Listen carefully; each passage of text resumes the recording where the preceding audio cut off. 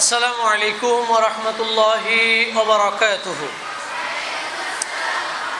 আল্লাহ রাসূল বলেছেন, মাইয়ুরিদিল্লাহু বিহি খায়রান ইউফাক্কিহহু ফিদ্দীন। আল্লাহ যার কল্যাণ চান, মঙ্গল চান, ভালো চান, তাকে দিন বুঝার সুযোগ দেন। তাহলে এটা আল্লাহর একটা নেয়ামত। দিন বুঝতে পারা, ইসলাম বুঝতে পারা, দিনই পরিবেশে থাকা, এটা আল্লাহর নেয়ামত। এই জন্য আমরা আল্লাহর শুকরিয়া আদায় করে নেই আলহামদুলিল্লাহ। সবাই বলে নেই আলহামদুলিল্লাহ। আমরা এই সাপ্তাহিক ক্লাসটার তারবিয়া ক্লাসের মূল টার্গেট হলো যে আমরা আমাদের পড়াশোনার পাশাপাশি আমাদের আমলি জিন্দিগিটাকে সুন্দর করতে চাই।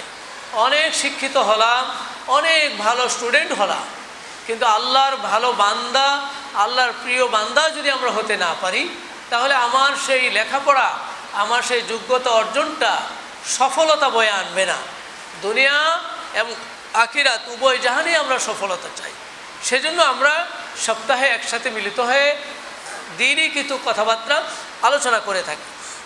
ইতিপূর্বে আমরা অনেকগুলো বিষয়ে ক্লাস নিয়েছি।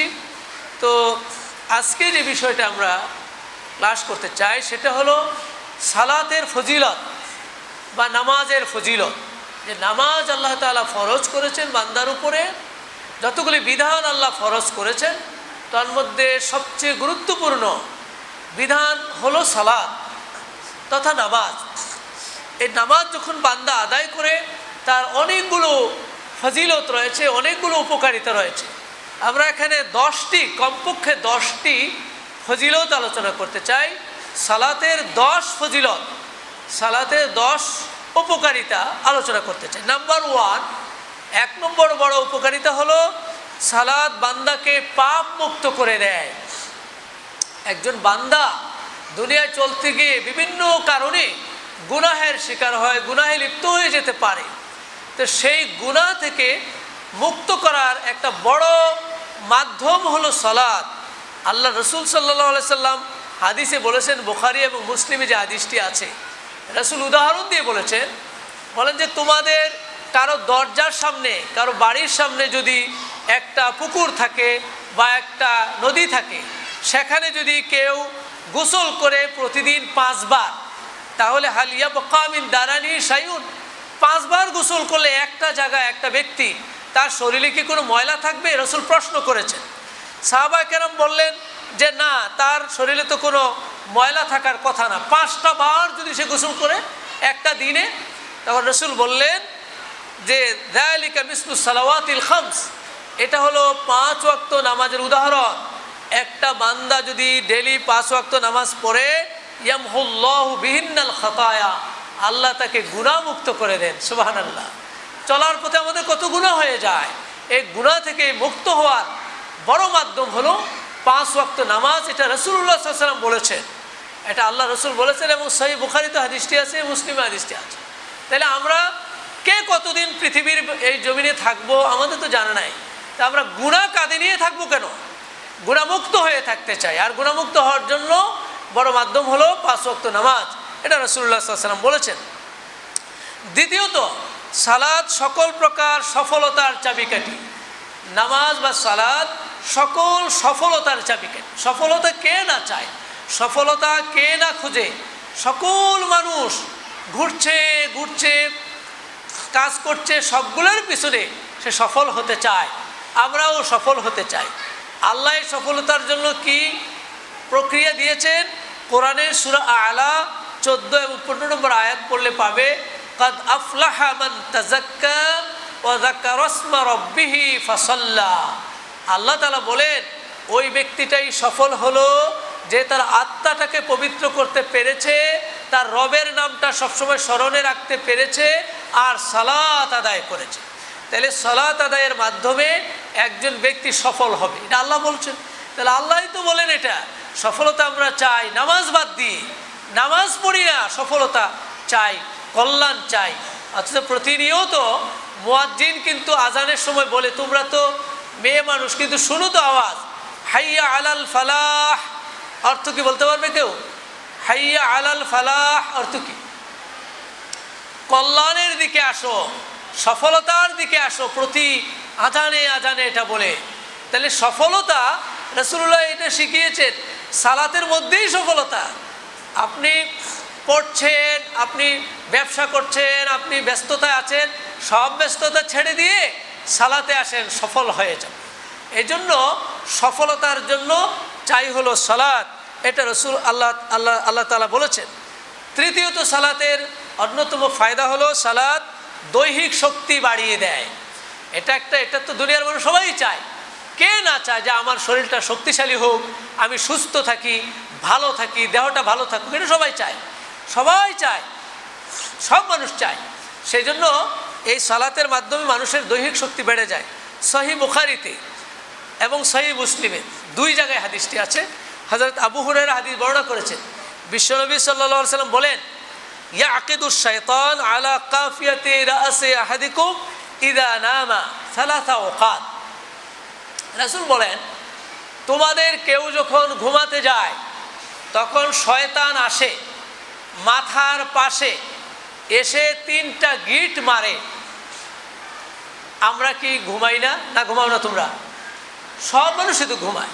তাহলে যদি রাসূল বলেন যে যেই ঘুমাতে যাক, ঘুমাতে গেলেই বিছানায় যখন যায় শয়তান চুলের এখানে আসে, পিছনের চুলের এখানে আসে চুল ধইরা 3টা গিট মারে। মারার পর ইয়াদরিবু আলা কুল্লি উকদাতিন আলাইকা লাইলুন তাবিল ফারকুদ। শয়তান এসে গিট মারে আর কয় আলাইকা লাইলুন তাবিল ফারকুদ। তোমরা কি এই আওয়াজ শুনো কোনো সময়? হুজুর শুনি না। তো রাসূল বলছেন, আয়েশা শয়তান এটা বলে যে হে রাত অনেক রয়েছে, ঘুমাও। দরজা ভেঙে ফেলে, আমাদের হোস্টেলের মেয়েদের দরজা ভেঙে ফেলে করে ডাকতে থাকে, কিন্তু এইটা না শুনা শয়তানেরটা শুনে। শয়তান কি বলছে? আলাইকা লাইলুন তাবিল ফারকুদ, রাত অনেক রয়েছে, ঘুমাও। এটা কিন্তু শয়তান এসে বলতে থাকে, বিশেষ করে শেষ রাত্রে আজান হয়ে গেলে এটা বলে, সবাইকেই বলে। এটা রাসূল বলছেন, সবাইকেই বলে। এখন এই আওয়াজটা পেয়ে যদি আল্লাহর বান্দাটা ফাইন ইস্তাইকাযা ফাযাকারাল্লাহ ইন হাল্লাত উকদা, যদি সে শয়তানের এই ডাকটাকে লাথি মেরে সে যদি জেগে গিয়ে যদি সে বলতে পারে আলহামদুলিল্লাহিল্লাযী আহইয়ানা বা'দামা আমাতানা ওয়া ইলাইহিন নুশুর। আছে না একটা দোয়া? এই দোয়া জানো না তোমরা? কি দোয়া? আলহামদুলিল্লাহিল্লাযী আহইয়ানা বা'দামা আমাতানা ওয়া ইলাইহিন নুশুর। আল্লাহ রাসূল এই দোয়া শিখিয়েছেন। ঘুম থেকে উঠে বান্দাটা বলবে, আল্লাহ আমি তোমার শুকরিয়া আদায় করছি, তুমি আমাকে জাগিয়ে দিয়েছো, মৃত্যু থেকে জীবন দিয়েছো, আমি ঘুমেছিলাম মৃত্যুর মতোই, তুমি আমাকে জীবন দিয়েছো। বান্দা যখন এই শুকরিয়াটা আদায় করে ইন হাল্লাত উকদা, রাসূল বলেন তখন তার 3টা গিটের একটা খুলে যায়। সুবহানাল্লাহ। শয়তান যে গিট মারছিল রাত্রে, একটা খুলে গেল। ফাইন তাওয়াদ্দা ইন হাল্লাত উকদা, যখন সে এরপরে ওযু করবে আরেকটা গিট খুলে যায়। ফাইন সাল্লা, এরপর যখন সে নামাজ পড়বে ইন হাল্লাত উকদা, আরেকটা গিটও খুলে যায়। 3টা গিট খুলে গেল। ফাসবাহা নাশীতান তাইয়িবান নফস, রাসূল বলেন তখন সে নাশীত হয়ে গেল, অর্থাৎ সে সকাল করলো, দিনের সূচনা করলো প্রাণ চঞ্চল অবস্থায় এবং তাইয়িবান নফস, পূত পবিত্র হৃদয় নিয়ে। সুবহানাল্লাহ। আল্লাহ রাসূল বলেছেন তখন তার দিনটা শুরুই হলো অত্যন্ত চমৎকারভাবে। আর ওয়াইল্লা, আর যদি সেই কাজ না করে আসবাহা খাবিসান নফসে কাসলান। আল্লাহ রাসূল বলছেন, এটা সন্দেহের কোনো অবকাশ নেই। বুখারী এবং মুসলিম অনেক সময় তো কয় দুর্বল হাদিস, এটা দুর্বল হাদিস না, এটা একেবারে শক্তিশালী হাদিস। যে তখন সে উঠে কিভাবে? খাবিসান নফসে কাসলান, সে খবিসান নফস অর্থাৎ শয়তানের আসর নিয়ে, অপবিত্র অন্তর নিয়ে, অলস মস্তিষ্ক নিয়ে দিনটা শুরু করে। নাউজুবিল্লাহ।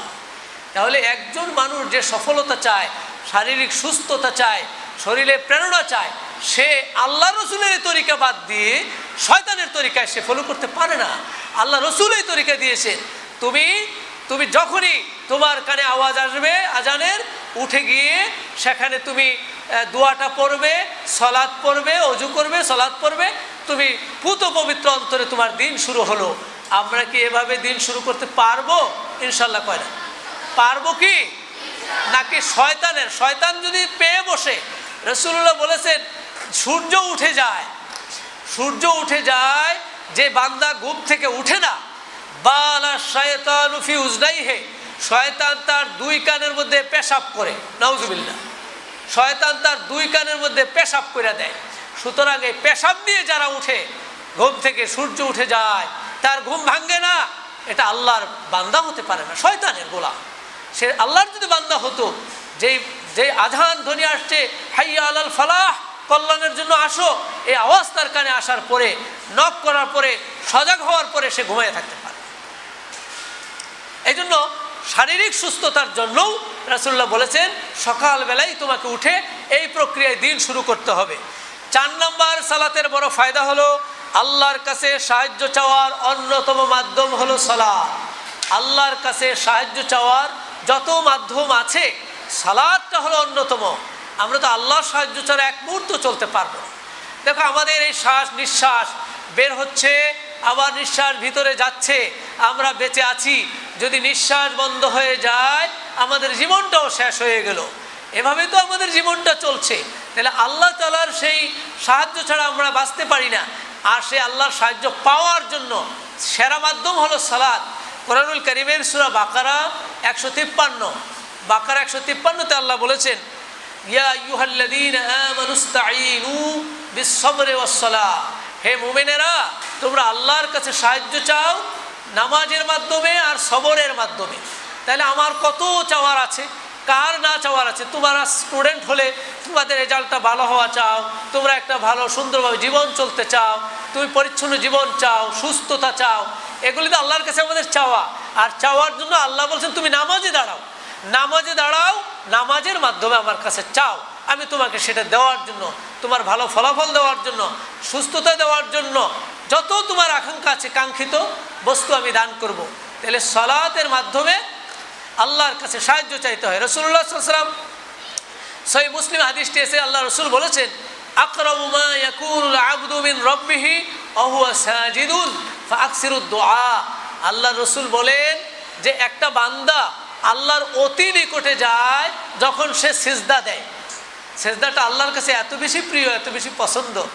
আল্লাহর বান্দাটা যখন সিজদা যায় আল্লাহর সে খুব কাছে, এটা সহিহ মুসলিমের হাদিস, খুব কাছে। ফাকসিরুদ দোয়া, রাসূল বলেন তুমি এবার আল্লাহর কাছে চাও, সিজদায় গিয়ে তোমার মনের কথাগুলি সুবহান রাব্বিয়াল আলা তো বলবে, এই দোয়া পড়বে আর তোমার মনের কথাগুলি আল্লাহর কাছে পেশ করতে থাকো। যত পারো, যত তুমি বাংলায় চাও, ইংরেজিতে চাও, আরবিতে চাও, সুবহান রাব্বিয়াল আলা, এটা রাসূলুল্লাহর সুন্নাহটা পালন করে এবার তুমি চাইতে থাকো। সিজদায় পড়ে চাও, তুমি আল্লাহর অতি কাছে। এই আল্লাহর কাছে চাইলে আল্লাহ তাআলা দান করবেন। এবং হাদিস শরীফের আবু দাউদ শরীফে একটা হাদিস আছে 1319, সেখানে একটা হাদিস, নবী করিম সাল্লাল্লাহু আলাইহি ওয়াসাল্লামের একটা অভ্যাস ছিল, কানান নবী সাল্লাল্লাহু আলাইহি ওয়াসাল্লাম ইজা হাযাবাহু আমরুন সাল্লাহ। রাসূলের একটা অভ্যাস ছিল, যখনই তাকে কোনো টেনশনে পাইতো, কোনো সমস্যায় পাইতো, কোনো বিপদের আশঙ্কা করতেন, সাল্লাহ, নামাজে দাঁড়িয়ে যেতেন। নামাজে দাঁড়িয়ে গিয়ে আল্লাহর কাছে বলতেন, আল্লাহ তার বিপদ দূর করে দিত, তার কামনা বাসনা পূরণ করে দিত। সমস্যা যদি সামনে থাকে, টেনশন, সাহাবায়ে কেরামের এই অভ্যাস ছিল, যখনই কোনো সমস্যা তারা ফিল করতেন, সাল্লাহ, নামাজে দাঁড়িয়ে যেতেন। নামাজ হলো আল্লাহর সাহায্য পাওয়ার সবচেয়ে সেরা মাধ্যম। 5 নাম্বার, সালাত রিজিকের প্রশস্ততা এনে দেয়। সালাতের অন্যতম উপকারিতা হলো সালাত রিজিকের প্রশস্ততা এনে দেয়। রিজিক কে না চায়? কে না চায় রিজিক? কে না চায় ধন দৌলত? সালাত হলো অন্যতম মাধ্যম। কোরআনুল কারীমের সূরা তাহা 132 নম্বর আয়াতে আল্লাহ বলেন ওয়া'মুর আহলাকা বিস-সালাত, নবীকে লক্ষ্য করে, হে নবী আপনি আপনার পরিবারকে সালাতের নির্দেশ দিন। ওয়াসতাবির আলাইহা, এবং তাদেরকে সালাতের মধ্যে অভ্যস্ত করুন। লা নাসআলুকা রিজকান নাহনু নারযুকুক, আমি আপনার কাছে রিজিক আমি আল্লাহ চাই না, আমি রিজিক দেই। সুবহানাল্লাহ। যে বান্দাটা সালাতে অভ্যস্ত হয়ে যাবে, নিয়মিত সালাত আদায় করবে, তার রিজিকের প্রশস্ততা আল্লাহ তাআলা দান করে দিবেন। অর্থাৎ সে এমন জায়গা থেকে রিজিক পাবে যেটা সে কল্পনাও করে নাই। তাফসিরে ইবনে কাসিরে এই আয়াতটার ব্যাখ্যায় বলা হয়েছে ইজা আকামতাস সালাত, তুমি যদি নামাজ আদায় করো, আতাকার রিজকু মিন হাইসু লা ইয়াহতাসিব, তোমার কাছে এমন জায়গা থেকে রিজিক আসবে তুমি কল্পনাও করনি। আল্লাহর বান্দা যখন সালাতে দাঁড়িয়ে যায়, আল্লাহ তাআলা তার রিজিকের দুয়ার খুলে দেন। এই জন্য যে যত বেশি সালাত আদায় করবে তার রিজিক বাড়বে। রিজিকের অনেক অর্থ আছে। রিজিক মানে ধন দৌলত, এটা তো একটা অর্থ আছে। রিজিক মানে প্রশান্তি, আত্মার শান্তি, এটাকেও রিজিক বলা হয়েছে। রিজিক মানে তার দুনিয়াতে সুস্থভাবে চলা, এটাও পৃথিবীর সেরা রিজিক। এই সমস্ত সবগুলি নেয়ামত আল্লাহ তাআলা সালাতের মাধ্যমে দান করেন। কোন বান্দা এমন আছে নাফরমান সালাত না পড়ে থাকতে পারে? এতগুলো হাদিস, এতগুলো আয়াত তার সামনে আসার পরে কোনো বান্দা সুস্থ সালাত ছাড়া থাকতে পারে না। আল্লাহ রসুল সাল্লাল্লাহু আলাইহি সাল্লামের আরেকটা অভ্যাস ছিল, রসুলের আরেকটা অভ্যাস ছিল, ইজা আসাবাহু খাসাসা, যখন তার ক্ষুধা আসতো, ক্ষুধা মানে কোনো ক্ষুধার্ত যিনি তখন যখন তিনি হতেন, না দা আহলাউ ইয়া আহলা সল্লু সল্লু, পরিবারের লোকদেরকে ডাকতেন, এ সল্লু সল্লু, তোমরা নামাজ পড়ো নামাজ পড়ো, আল্লাহ তাআলা ওয়াসাআত দিবেন। এই আহ্বান রাসূলুল্লাহ সাল্লাল্লাহু আলাইহি ওয়াসাল্লাম করতে থাকতেন যখনই তার কোনো সমস্যা তার সামনে আসতো। 6 নম্বর উপকারিতা হলো সালাত আদায়কারী জান্নাতে সম্মানিত হবে। সালাত আদায়কারী জান্নাতেও সম্মানিত হবে। দুনিয়ায় তো তার ফায়দা আছেই, জান্নাতেও সম্মানিত হবে।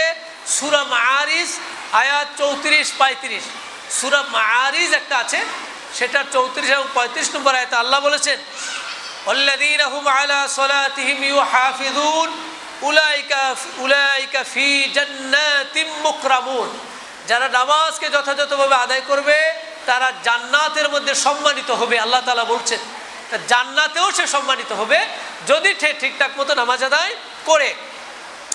7 নম্বর ফজিলত হলো সালাত আদায়কারী ফেরেশতাদের দোয়া পেয়ে থাকেন। আল্লাহর রহমতের ফেরেশতারা নামাজ আদায়কারীর জন্য দোয়া করতে থাকেন। কি বলে দোয়া করেন? ফেরেশতারা বলেন, আল্লাহুম্মা গফির লাহু আল্লাহুম্মা আরহামহু। সহিহ বুখারীর হাদিস, বুখারীর 445 নম্বর হাদিস, এটা সহিহ বুখারীর 445 নম্বর হাদিসে আল্লাহ ফেরেশতারা নামাজ আদায়কারীর জন্য দোয়া করেন, আল্লাহুম্মা গফির লাহু আল্লাহুম্মা আরহামহু, আল্লাহ তুমি এই বান্দাটাকে মাফ করে দাও, আল্লাহ তুমি এই বান্দাটাকে দয়া করো। বান্দাটা যতক্ষণ নামাজে থাকে আল্লাহর ফেরেশতা তার জন্য দোয়া করে। আল্লাহর ফেরেশতার দোয়া কিন্তু মিস হয় না। ফেরেশতারা তো কোনো গুনাহ করেন না, যে দোয়াটাই করবে কবুল হয়ে যাবে। আপনি যতক্ষণ নামাজে থাকেন আল্লাহর ফেরেশতারা দোয়া করতে থাকেন। 8 নম্বর হলো 2 রাকাত সালাত দুনিয়ার সকল সম্পদের চেয়ে শ্রেষ্ঠ। 2 রাকাত নামাজ যদি কেউ পড়তে পারে, দুনিয়ার যত সম্পদ আছে সকল সম্পদের মধ্যে শ্রেষ্ঠ হলো 2 রাকাত নামাজ। আয়েশা রাদিয়াল্লাহু তাআলা আনহা থেকে হাদিসটি বর্ণিত, বিশ্বনবী সাল্লাল্লাহু আলাইহি ওয়াসাল্লাম বলেন, রাকাতা আল ফাজরে খায়রুম মিনাদ দুনিয়া ওয়া মা ফিহা। সহিহ মুসলিমে হাদিসটি আছে 416, যে ফজরের নামাজ, ফজরের 2 রাকাত নামাজ, ফজরের 2 রাকাত নামাজ পৃথিবীর সকল কিছুর চেয়ে শ্রেষ্ঠ। সুবহানাল্লাহ! কোন বান্দা আল্লাহর নবীর জবানে এই কথা জানতে পেরে নামাজ না পড়ে ঘুমিয়ে থাকে? কোন বান্দা, কোন বান্দা এমন নাফরমান, এমন নালায়েক বান্দা কে আছে? আল্লাহ রহম করুক। 9 নম্বর সালাত আদায়কারীর জন্য হজ ও উমরার সওয়াব বরাদ্দ। সুবহানাল্লাহ! হজ উমরা করার যে সওয়াব আল্লাহ নামাজ আদায়কারীর জন্য বরাদ্দ দিয়েছেন। তিরমিজি শরীফের 480 নম্বর হাদিস, এটা রাসূলুল্লাহ সাল্লাল্লাহু আলাইহি ওয়াসাল্লাম বলেন, মান সাল্লাল ফজরা, যে ফজরের নামাজটা পড়লো, ফি জামাআতিন, জামাতের সাথে ফজরের নামাজ পড়লো, সুম্মা কাআদা, এরপর জামাতের নামাজের মুসল্লায় বসে থাকলো, কাআদা ইয়াযকুরুল্লাহ, আল্লাহ তাআলার জিকির করলো, হাত্তা তাতলু আশ-শামস, এরপর সূর্যটা উঠে গেল, সূর্য ওঠার পর সুম্মা সাল্লা রাকাতাইন, এরপর আবার 2 রাকাত নামাজ পড়লো। এটাকে সালাতুল ইশরাক বলে, তোমরা তো শুনবে, এটাকে ইশরাকের নামাজ। এই নামাজ পড়লো, আল্লাহ রসুল বলেন, কানাত লাহু কাজরে হাজ্জাতিন ওয়া উমরাতিন তাম্মাতান, ওই ব্যক্তির জন্য একটি হজ এবং একটি উমরার সওয়াব আল্লাহ তাআলা দান করে দিবেন। সুবহানাল্লাহ! 10 নম্বর হলো সালাত আদায়কারীর জন্য আল্লাহর দিদার নিশ্চিত। সুবহানাল্লাহ বলো। সালাত আদায়কারীর জন্য আল্লাহ তাআলার দিদার, আল্লাহ তাআলার সাক্ষাৎ নিশ্চিত। এই হাদিসটি সহিহ বুখারীতে আছে। বিশ্বনবী সাল্লাল্লাহু আলাইহি সাল্লাম একদিন সাহাবাদেরকে নিয়ে বসা, রাসূল বললেন, এই শুনো, ইন্নাকুম সাতারাউনা রাব্বাকুম কামা তারাউনা হাদাল কামারা, তোমরা এই যে চাঁদটাকে দেখছো, পূর্ণিমার চাঁদ যেভাবে স্পষ্টভাবে দেখছো, দেখতে কোনো কষ্ট হচ্ছে না, তোমরা আল্লাহ তাআলাকে এমনভাবে দেখবে কোনো কষ্ট তোমাদের হবে না, ভিড় ধাক্কাধাক্কি করা লাগবে না। কারা? রাসূল বলেন, ফাইন ইসতাতা'তুম লা তাগলাবু আলা সালাতিন ক্বাবলা তুলুই শামসি ওয়া ক্বাবলা গুরুবিহা ফাফআলু। যদি তোমরা পারো সূর্য ডুবার আগের নামাজ, কোন নামাজ এটা বলতে পারবে? সূর্য ডুবার আগে একটা নামাজ, কোন নামাজ? আসর। সূর্য উদয় হওয়ার আগের নামাজ কোনটা? ফজর। দুটা ওয়াক্ত রাসূল এখানে উল্লেখ করেছেন যে এই দুই ওয়াক্ত সালাতকে যে যথাযথভাবে আদায় করতে পারবে সে নিশ্চিত পূর্ণিমার চাঁদের মতো আল্লাহ তাআলাকে দেখতে পাবে। সুবহানাল্লাহ। আসো আমরা সবাই মিলে সালাতের পাবন্দি হয়ে যাই, নিয়মিতভাবে সালাত আদায় করি, নামাজ আদায় করি। আল্লাহর এই কথাগুলির আলোকে, বিশ্বনবী সাল্লাল্লাহু আলাইহি সাল্লামের এই নির্দেশনার আলোকে আমরা সিদ্ধান্ত নেই, প্রতিজ্ঞা করি যে আল্লাহ সুস্থ থাকলে আমি আর নামাজ ছাড়বো না। আমরা কি এই প্রতিশ্রুতি করতে পারবো? আল্লাহ তাআলা আমাদের সকলকে যথাযথভাবে সালাত আদায়ের মাধ্যমে আল্লাহর সন্তুষ্টি অর্জন করার তৌফিক দান করুন। সবাই বলে আমিন। হাদা মা ইনদি ওয়াল ইলমু ইনদাল্লাহ আলাইহি তাওয়াক্কালতু ওয়া ইলাইহি উনীব। আসসালামু আলাইকুম ওয়া রাহমাতুল্লাহি ওয়া বারাকাতুহু।